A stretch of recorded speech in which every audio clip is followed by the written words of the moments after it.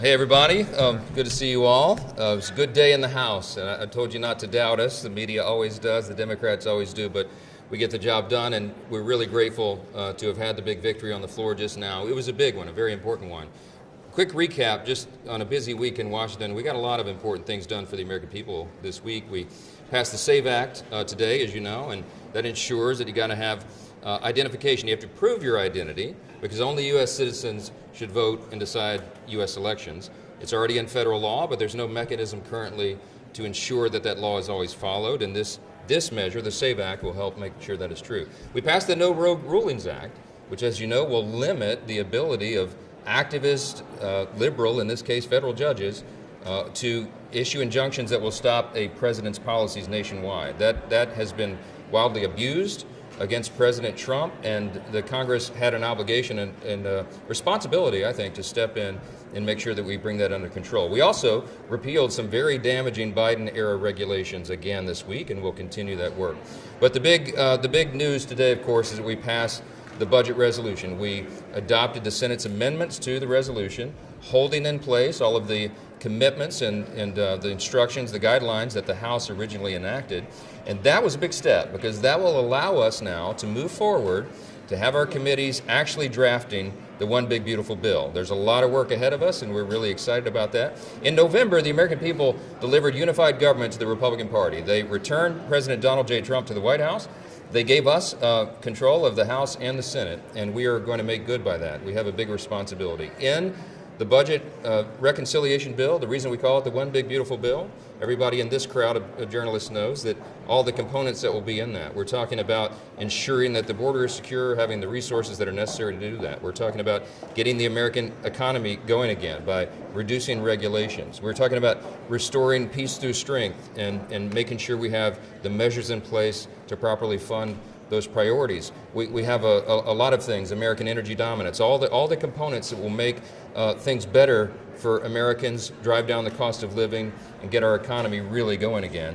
And of course, not the least of which, the big components of the One Big Beautiful Bill is to ensure that we don't have the largest tax increase in U.S. history all at once, which is what would happen at the end of this year if we didn't accomplish this mission, because the Tax Cuts and Jobs Act, the tax cuts from the first Trump administration, as we know, would expire. So a big day for us.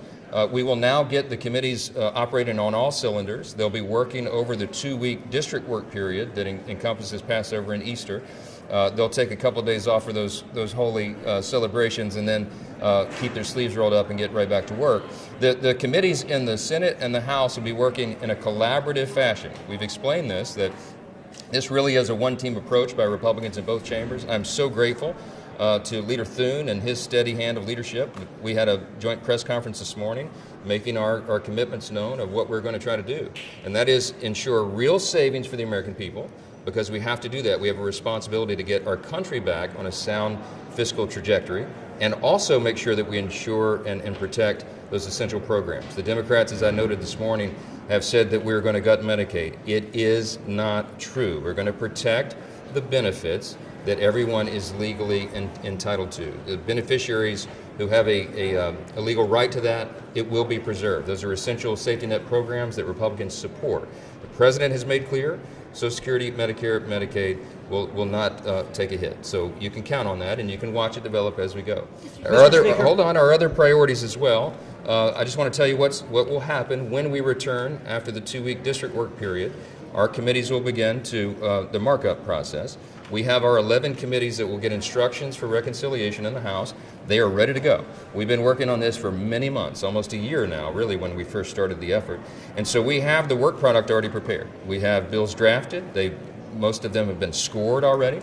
And now we go through the process of marking it up and finding the equilibrium points with everybody so that all those interests are met. We're looking forward to that happening. And I just want to say this. The American people are counting on us. Time is of the essence. We know what's going on around the world. We know that the debt limit cliff is approaching us pretty quickly here. We know that markets have been a little unstable. They want to know that Congress is on the job, and I'm here to tell you that we are. The Article 1 branch of this government, that the U.S. House of Representatives and the U.S. Senate are going to do our job, and we are going to provide stability, and we're going to send this message to all of our allies and friends around the world, and to our adversaries as well, that America is back, and the America First agenda will be enacted. President Trump's promises will be fulfilled, and we're really excited that today we took a big step in getting that done.